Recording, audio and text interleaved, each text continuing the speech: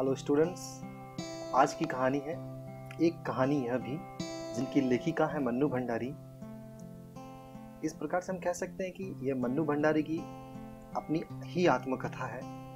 इस आत्मकथा में उन्होंने कुछ विशेष पहलुओं को ध्यान दिया है अपने जीवन में, क्योंकि पूरी आत्मकथा तो इतने छोटे में लिखना संभव नहीं है। फिर भी उन्होंने जितना संभव हो सके उन प्रसंगों की चर्चा की है इस कहानी में। मन्नू भंडारी, तो चलिए इनके जीवन परिचय के बारे में सबसे पहले देखते हैं कि मन्नू भंडारी का जन्म 1931 में गांव भानपुरा, जिला मंदसौर, मध्य प्रदेश में हुआ, परंतु उनकी इंटर तक की शिक्षा दीक्षा हुई राजस्थान के अजमेर शहर में। बाद में उन्होंने हिंदी में एमए किया। दिल्ली के मिरांडा हाउस कॉलेज में अध्यापन कार्य से अवकाश प्राप्ति के बाद आजकल दिल्ली में ही रहकर स्वतंत्र लेखन कर रही हैं। स्वतंत्रोत्तर यानी स्वतंत्रता के बाद, भारत की स्वतंत्रता के बाद हिंदी कथा साहित्य की प्रमुख हस्ताक्षर मन्नू भंडारी की प्रमुख रचनाएं हैं एक प्लेट सैलाब, मैं हार गई, यही सच है, त्रिशंकु। ये सब उनके कहानी संग्रह है।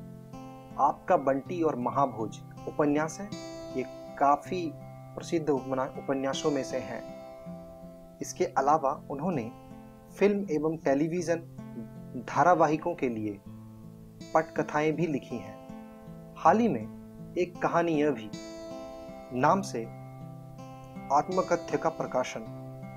उनकी साहित्यिक उपलब्धियों के लिए हिंदी अकादमी के शिखर सम्मान सहित उन्हें अनेक पुरस्कार प्राप्त हो चुके हैं, जिनमें भारतीय भाषा परिषद कोलकाता, राजस्थान संगीत नाटक अकादमी, उत्तर प्रदेश हिंदी संस्थान के पुरस्कार शामिल हैं।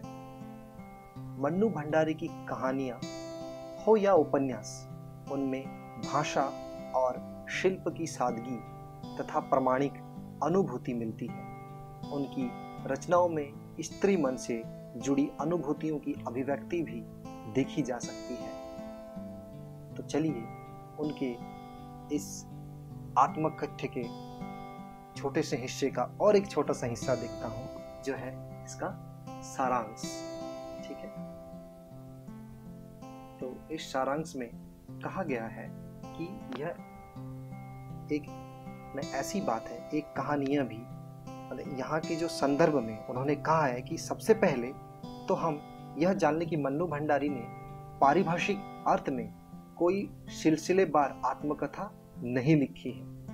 अपने आत्मकथ्य में उन्होंने उन व्यक्तियों और घटनाओं के बारे में लिखा है जो उनके लेखकीय जीवन से जुड़े हुए हैं। संकलित अंश में मन्नू जी के किशोर जीवन से जुड़ी घटनाओं के साथ उनके पिताजी और उनके कॉलेज की प्राध्यापिका शीला अग्रवाल का व्यक्तित्व विशेष तौर पर उभर कर आया है, जिन्होंने आगे चलकर उनके लेखकीय व्यक्तित्व के निर्माण में महत्वपूर्ण भूमिका निभाई। लेखिका ने यहाँ बहुत ही खूबसूरती से साधारण लड़की के असाधारण बनने के प्रारंभिक पड़ावों को प्रकट किया है। सन 46 और 47, 1946 और 1947 की आज़ादी की आंधी ने मन्नू जी को भी अछूता नहीं छोड़ा था। वह बढ़ चढ़ कर इसमें हिस्सा ली थी। छोटे शहर की युवा होती लड़की ने आज़ादी की लड़ाई में जिस तरह भागीदारी की, उसमें उसका उत्साह, ओज, संगठन क्षमता और विरोध करने का तरीका देखते ही बनता है। तो चलिए उनके आत्मकथ्य में हम और आप एक साथ डूब जाते हैं। एक कहानी यह भी। तो मन्नू जी कहती हैं, जन्मी तो मध्य प्रदेश के भानपुरा गांव में थी, लेकिन मेरी यादों का सिलसिला शुरू होता है अजमेर के ब्रह्मपुरी मोहल्ले के उस 2 मंजिला मकान से, जिसकी ऊपरी मंजिल में पिताजी का साम्राज्य था, जहां वे निहायत अव्यवस्थित ढंग से फैली बिखरी पुस्तकों, पत्रिकाओं और अखबारों के बीच या तो कुछ पढ़ते रहते या फिर डिक्टेशन देते रहते थे। नीचे हम सब भाई बहनों के साथ रहती थी। हमारी बेपढ़ी लिखी व्यक्तित्व विहीन माँ सवेरे से शाम तक हम सब की इच्छाओं और पिताजी की आज्ञाओं का पालन करने के लिए सदैव तत्पर। अजमेर से पहले पिताजी इंदौर में थे, जहां उनकी बड़ी प्रतिष्ठा थी, सम्मान था, नाम था। कांग्रेस के साथ साथ वे समाज सुधार के कामों से भी जुड़े हुए थे। शिक्षा के वे केवल उपदेश ही नहीं देते थे, बल्कि उन दिनों 8-8, 10-10 विद्यार्थियों को अपने घर रखकर पढ़ाया है, जिनमें से कई तो बाद में ऊंचे ऊंचे ओहदों पर पहुंचे। ये उनकी खुशहाली के दिन थे और उन दिनों उनकी दरिया दिली के चर्चे भी कम नहीं थे। एक और वे बेहद कोमल और संवेदनशील व्यक्ति थे, तो दूसरी ओर बेहद क्रोधी और अहमवादी। पर यह सब तो मैंने केवल सुना, देखा तब तो इन गुणों के भग्नावशेषों को ढोते पिता थे। मतलब जब तक लेखिका समझदार हुई तब तक उनके पिता के ये सारे गुण नहीं थे, उनके भग्नावशेष थे केवल मात्र। एक बहुत बड़े आर्थिक झटके के कारण वे इंदौर से अजमेर आ गए थे, जहां उन्होंने अपने अकेले के बलबूते और हौसले से अंग्रेजी हिंदी शब्दकोश विषयवार के अधूरे काम को आगे बढ़ाना शुरू किया, जो कि अपनी तरह का पहला और अकेला शब्दकोश था। शब्दकोश समझ रहे हैं ना, डिक्शनरी कहते हैं जिसको हम। इसके बाद देखिए, इसने उन्हें यश, इस शब्दकोश के बलबूते उन्हें यश प्रतिष्ठा तो बहुत दी, पर अर्थ यानी पैसा नहीं, मनी नहीं मिला। शायद गिरती आर्थिक स्थिति ने ही उनको व्यक्तित्व के सारे सकारात्मक पहलुओं को निचोड़ना शुरू कर दिया। सिकुड़ती आर्थिक स्थिति के कारण और अधिक विस्फारित उनका अहम उन्हें इस बात तक की अनुमति नहीं देता था कि वे कम से कम अपने बच्चों को तो अपनी आर्थिक विवशताओं का भागीदार बनाएं। नवाबी आदतें, अधूरी महत्वाकांक्षाएं, हमेशा शीर्ष पर रहने के बाद हाशिए पर सरकते चले जाने की यातना क्रोध बनकर हमेशा माँ को कंपाती, थरथराती रहती थी। यानी पिताजी का गुस्सा माँ पे निकलता था, उनका जितना गुस्सा था माँ पे निकलता था अपनी इस बुरी स्थिति के कारण। इंसान चिड़चिड़ा हो जाता है, हमेशा एक सा नहीं रह पाता है, तो अपनों पर ही गुस्सा निकालते हैं। कुछ ऐसा ही था। अपनों के हाथों विश्वासघात की जाने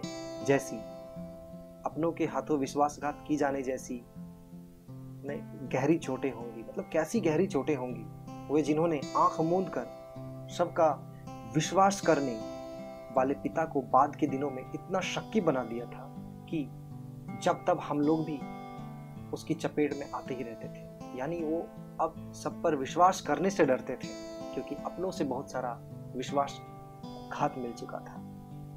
पर यह पितृगाथा मैं इसलिए नहीं गा रही कि मुझे उनका गौरव गान करना है, बल्कि मैं तो यह देखना चाहती हूँ कि उनके व्यक्तित्व की कौन सी खूबी और खामियां मेरे व्यक्तित्व के ताने बाने में गुथी हुई, या कि जाने मने अनचाहे किए उनके व्यवहार ने मेरे भीतर किन ग्रंथियों को जन्म दे दिया। मैं काली हूँ, बचपन में दुबली और मरियल भी थी। गोरा रंग पिताजी की कमजोरी थी, सो बचपन से मुझसे 2 साल बड़ी खूब गोरी, स्वस्थ और हंसमुख बहन सुशीला से हर बात में तुलना और फिर उसकी प्रशंसा ने ही क्या मेरे भीतर ऐसे गहरे हीन भाव की ग्रंथि पैदा नहीं कर दी कि नाम, सम्मान और प्रतिष्ठा पाने के बावजूद आज तक मैं उससे उबर नहीं पाई। आज भी परिचय करवाते समय जब कोई कुछ विशेषता लगाकर मेरी लेखकीय उपलब्धियों का जिक्र करने लगता है, तो मैं संकोच से सिमट ही नहीं जाती, बल्कि गड़ने को हो आती हूँ। शायद अचेतन की किसी परत के नीचे दबी इसी हीन भावना के चलते मैं अपनी किसी भी उपलब्धि पर भरोसा नहीं कर पाती। सब कुछ मुझे तुक्का ही लगता है। पिताजी के जिस शक्की स्वभाव पर मैं कभी भिन्ना बनना जाती थी, आज एकाएक अपने खंडित विश्वासों की व्यथा के नीचे मुझे उनके शक्की स्वभाव की झलक ही दिखाई देती है। बहुत अपनों के हाथों विश्वासघात की गहरी व्यथा से उपजा शक होश संभालने के बाद से ही जिन पिताजी से किसी न किसी बात पर हमेशा मेरी टक्कर ही चलती रही, वे तो ना जाने कितने रूपों में मुझ में ही, कहीं कुंठाओं के रूप में, कहीं प्रतिक्रिया के रूप में, तो कहीं प्रतिच्छाया के रूप में, केवल बाहरी भिन्नता के आधार पर अपनी परंपरा और पीढ़ियों को नकारने वालों को क्या सचमुच इस बात का बिल्कुल एहसास नहीं होता कि उनका आसन्न अतीत किस कदर उनके भीतर जड़ जमाए बैठा रहता है। समय का प्रवाह भले ही हमें दूसरी दिशाओं में बहा कर ले जाए, स्थितियों का दबाव भले ही हमारा रूप बदल दे, हमें पूरी तरह उससे मुक्त तो नहीं ही कर सकता। पिता के ठीक विपरीत थी हमारी बेपढ़ी लिखी माँ। धरती से कुछ ज्यादा ही धैर्य और सहन शक्ति थी शायद उनमें।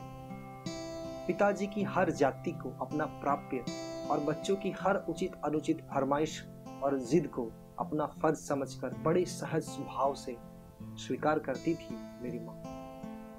उन्होंने जिंदगी भर अपने लिए कुछ नहीं मांगा, चाहा नहीं, केवल दिया ही दिया। हम भाई बहनों का सारा लगाव शायद सहानुभूति से उपजा माँ के साथ था, लेकिन निहायत असहाय मजबूरी में लिपटा उनका यह त्याग जो है कभी मेरा आदर्श नहीं बन सका। ना उनका त्याग, ना उनकी सहिष्णुता। खैर जो भी हो, अब यह पैतृक पुराण यही समाप्त कर अपने पर लौटती हूँ। तो लेखिका जब अपने पर लौटती है, कहती है, 5 भाई बहनों में सबसे छोटी मैं, सबसे बड़ी बहन की शादी के समय मैं शायद 7 साल की थी और उसकी एक धुंधली सी याद ही मेरे मन में है। लेकिन अपने से 2 साल बड़ी बहन सुशीला और मैंने घर के बड़े से आंगन में बचपन के सारे खेल खेले। सतोलिया, लंगड़ी टांग, पकड़म पकड़ाई, काली टीलो, तो कमरों में गुड्डे गुड़ियों के ब्याह भी रचाए, पास पड़ोस की सहेलियों के साथ। यूं खेलने को हमने भाइयों के साथ गिल्ली डंडा भी खेला और पतंग उड़ाने, कांच पीसकर मांझा सूटने का काम भी किया। लेकिन उनकी गतिविधियों का दायरा घर के बाहर ही अधिक रहता और हमारी सीमा थी घर। हाँ, इतना जरूर था कि उस जमाने में घर की दीवारें घर तक ही समाप्त नहीं हो जाती थी, बल्कि पूरे मोहल्ले तक फैली रहती थी। इसलिए मोहल्ले के किसी भी घर में जाने पर कोई पाबंदी नहीं थी, बल्कि कुछ घर तो परिवार का हिस्सा ही थे। आज तो मुझे बड़ी शिद्दत के साथ यह महसूस होता है कि अपनी जिंदगी खुद जीने के इस आधुनिक दबाव ने महानगरों के फ्लैट में रहने वालों को हमारे इस परंपरागत पड़ोस कल्चर से विच्छिन्न करके हमें कितना संकुचित, असहाय और असुरक्षित बना दिया है। मेरी कम से कम 1 दर्जन आरंभिक कहानियों के पात्र इसी मोहल्ले के हैं जहां मैंने अपनी किशोर अवस्था गुजार अपनी युवा अवस्था का आरंभ किया था। 1-2 को छोड़कर उनमें से कोई भी पात्र मेरे परिवार का नहीं है। बस इनको देखते सुनते इनके बीच ही मैं बड़ी हुई थी, लेकिन इनकी छाप मेरे मन पर कितनी गहरी थी, इस बात का एहसास तो मुझे कहानियां लिखते समय हुआ। यानी लेखिका की कहानियों में जो अधिकतर कैरेक्टर होते थे वो वैसे कैरेक्टर होते थे जो उनके आस पड़ोस में थे। कब? जब वह अपने बाल्यावस्था से या किशोर अवस्था से अपनी युवा अवस्था में जा रही थी, अपने युद्ध के दिनों में। इतने वर्षों के अंतराल ने भी उनकी भाव भंगिमा, भाषा किसी को भी धुंधला नहीं किया था और बिना किसी विशेष प्रयास के बड़े सहज भाव से वे उतरते चले गए थे। उसी समय के दा साहब अपने व्यक्तित्व की अभिव्यक्ति के लिए अनुकूल परिस्थितियां पाते ही महाभोज में इतने वर्षों बाद कैसे एकाएक जीवित हो उठे। दा साहब जो एक कैरेक्टर है, चरित्र है महाभोज में, उनको एक स्थान मिल गया। ये वही उनके आस पड़ोस से इंस्पायर थे। यह मेरे अपने लिए भी आश्चर्य का विषय था, एक सुखद आश्चर्य। उस समय तक हमारे परिवार में लड़की के विवाह के लिए अनिवार्य योग्यता थी उम्र में 16 वर्ष और शिक्षा में मैट्रिक। सन 44 में सुशीला ने यह योग्यता प्राप्त की और शादी करके कोलकाता चली गई। दोनों बड़े भाई भी आगे पढ़ाई के लिए बाहर चले गए। इन लोगों की छत्र छाया के हटते ही पहली बार मुझे नए सिरे से अपने वजूद का एहसास हुआ। पिताजी का ध्यान भी पहली बार मुझ पर केंद्रित हुआ। लड़कियों को जिस उम्र में स्कूली शिक्षा के साथ साथ सुघड़ गृहिणी और कुशल पाक शास्त्री बनाने के नुस्खे जुटाए जाते थे, पिताजी का आग्रह रहता था कि मैं रसोई से दूर रहूं। रसोई को वे भटियार खाना कहते हैं और उनके हिसाब से वहां रहना अपनी क्षमता और प्रतिभा को भट्टी में झोंकना था। ये बात सही थी। घर में आए दिन विभिन्न राजनीतिक पार्टियों के जमावड़े होते थे और जमकर बहसें होती थी। बहस करना पिताजी का प्रिय शगल था। चाय पानी या नाश्ता देने जाती तो पिताजी मुझे भी वही बैठने को कहते।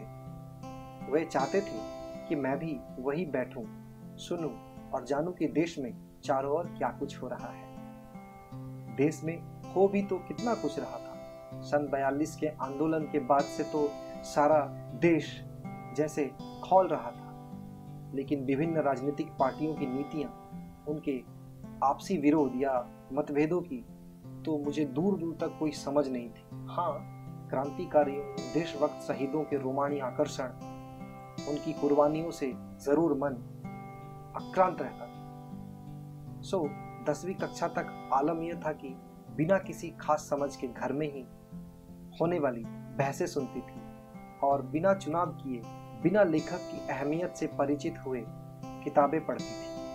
लेकिन सन 45 में जैसे ही 10वीं पास करके मैं फर्स्ट ईयर में आई, हिंदी की प्राध्यापिका शीला अग्रवाल से परिचय हुआ।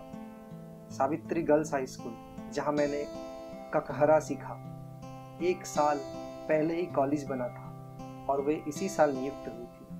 उन्होंने बाकायदा साहित्य की दुनिया में प्रवेश करवाया। मात्र पढ़ने को चुनाव करके पढ़ने में बदला। खुद चुन चुन कर किताबें दी, पढ़ी हुई किताबों पर बहसें की तो 2 साल बीतते न बीतते साहित्य की दुनिया शरत चंद्र, प्रेमचंद से बढ़कर जैनेन्द्र, अज्ञा, यशपाल, भगवती चरण वर्मा तक फैल गई और फिर तो फैलती ही चली गई। उस समय जैनेन्द्र जी को छोटे छोटे सरल सहज वाक्यों वाली शैली ने बहुत आकर्षित किया था। जैनेन्द्र जी की जो छोटे छोटे सरल सहज वाक्य थे और इस प्रकार की शैली से जो कहानी लिखते थे, बड़ा ही आकर्षित किया था मन्नू भंडारी जी को। सुनीता उपन्यास बहुत अच्छा लगा था।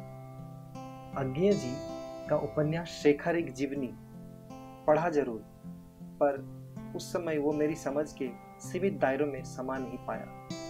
कुछ सालों बाद नदी के द्वीप पढ़ा तो उसने मन को इस कदर बांधा कि उसकी झोंक में शेखर को फिर से पड़ गई, इस बार कुछ समझ के साथ। यह शायद मूल्यों के मंथन का युग था। पाप पुण्य, नैतिक अनैतिक, सही गलत की बनी बनाई धारणाओं के आगे प्रश्न चिन्ह ही नहीं लग रहे थे, उन्हें ध्वस्त भी किया जा रहा था। इसी संदर्भ में जैनेन्द्र का त्याग पत्र, भगवती बाबू का चित्रलेखा पढ़ा और शीला अग्रवाल के साथ लंबी लंबी बहसें करते हुए उस उम्र में जितना समझ सकती थी समझा। यानी शीला अग्रवाल, प्राध्यापिका शीला अग्रवाल का इनको साहित्य के दुनिया में लाने में बहुत बड़ा योगदान रहा है। तो इस प्रकार शीला अग्रवाल ने साहित्य का दायरा ही नहीं बढ़ाया था, बल्कि घर की 4 दीवारी के बीच बैठकर देश की स्थितियों को जानने समझने का जो सिलसिला पिताजी ने शुरू किया था, उन्होंने वहां से खींचकर उसे भी स्थितियों की सक्रिय भागीदारी में बदल दिया। सन 1946 और 47 के दिन वे स्थितियां, उसमें वैसे भी घर में बैठे रहना संभव था। भला कैसे संभव था? प्रभात फेरियां, हड़तालें, जुलूस, भाषण हर शहर का चरित्र था और पूरे दमखम और जोश खरोश के साथ इन सब से जुड़ना हर युवा का उन्माद है। मैं भी युवा थी और शीला अग्रवाल की जोशीली बातों ने रगों में बहते खून को लावे में बदल दिया था। तो स्थिति यह हुई कि एक बवंडर शहर में मचा हुआ था और एक घर में पिताजी की आजादी की सीमा यहीं तक थी कि उनकी उपस्थिति में घर में आए लोगों के बीच उठूं बैठूं, जानूं समझूं। हाथ उठा उठाकर नारे लगाती, हड़तालें करवाती, लड़कों के साथ शहर की सड़कें नापती। लड़की को अपनी सारी आधुनिकता के बावजूद बर्दाश्त करना उनके लिए मुश्किल हो रहा था। तो किसी की दी हुई आजादी के दायरे में चलना मेरे लिए तो एक द्वंद्व चल रहा था, एक तूफान मचा हुआ था उनके और लेखिका के बीच। जब रगों में लहू की जगह लावा बहता हो तो सारे निषेध, सारी वर्जनाएं और सारा भय कैसे ध्वस्त हो जाता है, यह तभी जाना और अपने क्रोध से सबको थरथरा देने वाले पिताजी से टक्कर लेने का जो सिलसिला तब शुरू हुआ। राजेंद्र से शादी की तब तक वह चलता ही रहा। राजेंद्र यादव जो कि एक लेखक हैं, ठीक है, ये उनके पति हैं मन्नू भंडारी जी के। यश कामना, बल्कि कहूं कि यश लिप्सा पिताजी की सबसे बड़ी दुर्बलता थी। उनके यानी नेम फेम, मतलब धन नहीं, अर्थ नहीं, नाम जो है, इज्जत जो है, ये उनकी दुर्बलता थी, उनके जीवन की धुरी था। यह सिद्धांत कि व्यक्ति को कुछ विशिष्ट बनकर जीना चाहिए, कुछ ऐसे काम करना चाहिए कि समाज में उसका नाम हो, सम्मान हो, प्रतिष्ठा हो, वर्चस्व हो। इसके चलते ही मैं दो एक बार उनके कोप से बच गई थी। एक बार कॉलेज से प्रिंसिपल का पत्र आया कि पिताजी आकर मिलें और बताएं कि मेरी गतिविधियों के कारण मेरे खिलाफ अनुशासनात्मक कार्रवाई क्यों न की जाए। पत्र पढ़ते ही पिताजी आग बबूला, यह लड़की मुझे कहीं मुंह दिखाने के लायक नहीं रखेंगी। यानी जो एक पेरेंट कॉलिंग होता है ना स्कूल से, कॉलेज से, तो अब तो उधम मचा के रखी थी मन्नू भंडारी, तो पेरेंट कॉलिंग हुआ अपने कॉलेज से।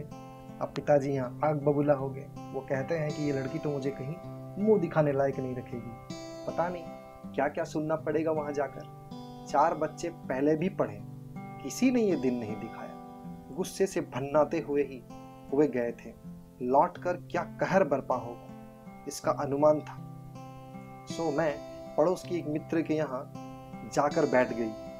माँ को कह दिया कि लौट कर बहुत कुछ गुबार निकल जाए तब बुलाना।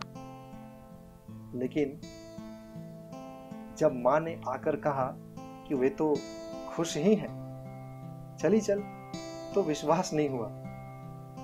गई तो सही, लेकिन डरते डरते। सारे कॉलेज की लड़कियों पर इतना रौब है तेरा, सारा कॉलेज तुम 3 लड़कियों के इशारों पर चल रहा है। प्रिंसिपल बहुत परेशान थी और बार बार आग्रह कर रही थी कि मैं तुझे घर बिठा लूं, क्योंकि वे लोग किसी तरह डरा धमका कर, डांट डपट कर लड़कियों को क्लासों में भेजते हैं। और अगर तुम लोग एक इशारा कर दो कि क्लास छोड़कर बाहर आ जाओ, तो सारी लड़कियां निकलकर मैदान में जमा होकर नारे लगाने लगती हैं। तुम लोगों के मारे कॉलेज चलाना मुश्किल हो गया है उन लोगों के लिए। पिताजी ऐसा कह रहे थे। कहां तो जाते समय पिताजी मुंह दिखाने से घबरा रहे थे और कहां बड़े गर्व से कहकर आए कि यह तो पूरे देश की पुकार है, इस पर कोई कैसे रोक लगा सकता है भला। बेहद गदगद स्वर में पिताजी यह सब सुनाते रहे और मैं अवाक। मुझे न अपनी आंखों पर विश्वास हो रहा था, विश्वास नहीं हो रहा था अपनी आंखों पर, न अपने कानों पर, और यह हकीकत थी। एक घटना और, आजाद हिंद फौज के मुकदमे का सिलसिला था। सभी कॉलेजों, स्कूलों, दुकानों के लिए हड़ताल का आह्वान था। जो नहीं कर रहे थे, छात्रों का एक बहुत बड़ा समूह वहां जाकर हड़ताल करवा रहा था। शाम को अजमेर का पूरा विद्यार्थी वर्ग चौपड़, मुख्य बाजार का चौराहा जो है, चौपड़ पर इकट्ठा हुआ और फिर हुई भाषणबाजी। इस बीच पिताजी के एक निहायत दकियानुसी मित्र ने घर जाकर अच्छी तरह पिताजी की लू उतारी। बोलते, अरे उस मन्नू की तो मत मारी गई है, पर भंडारी जी आपको क्या हुआ? ठीक है, आपने लड़कियों को आजादी दी, पर देखते आप जाने कैसे कैसे उल्टे सीधे लड़कों के साथ हड़तालें करवाती, हुड़दंग मचाती फिर रही है वो। हमारे आपके घरों के लड़कियों को शोभा देता है ये सब?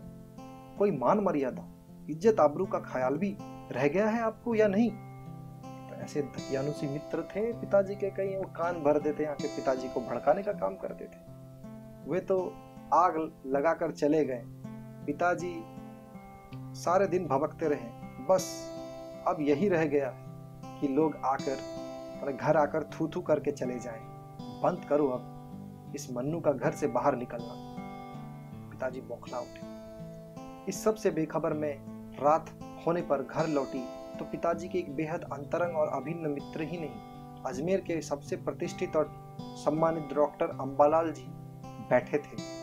मुझे देखते ही उन्होंने बड़ी गर्मजोशी से स्वागत किया। आओ आओ मन्नू, मैं तो चौपड़ पर तुम्हारा भाषण सुनते ही सीधा भंडारी जी को बधाई देने चला आया। I am really proud of you. क्या तुम घर में घुसे रहते हो भंडारी जी? घर से निकला भी करो, घर से निकला भी करो Bhandari ji. You have missed something. और वे धुआंधार तारीफ करने लगे। वे बोलते जा रहे थे और पिताजी के चेहरे का संतोष धीरे धीरे गर्व में बदलता जा रहा था। भीतर जाने पर माँ ने दोपहर के गुस्से वाली बात बताई तो मैंने राहत की सांस ली।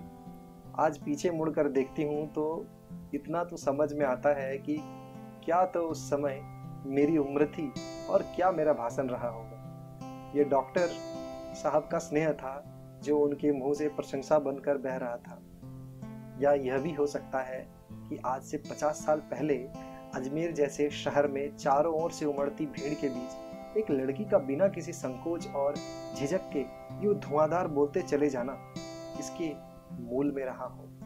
पर पिताजी कितनी तरह के अंतर विरोधों के बीच जीते थे वे। एक और विशिष्ट बनने और बनाने की प्रबल लालसा, तो दूसरी ओर अपनी सामाजिक छवि के प्रति भी उतनी ही सजगता। पर क्या यह संभव है? क्या पिताजी को इस बात का बिल्कुल भी एहसास नहीं था कि इन दोनों का तो रास्ता ही टकराहट का है?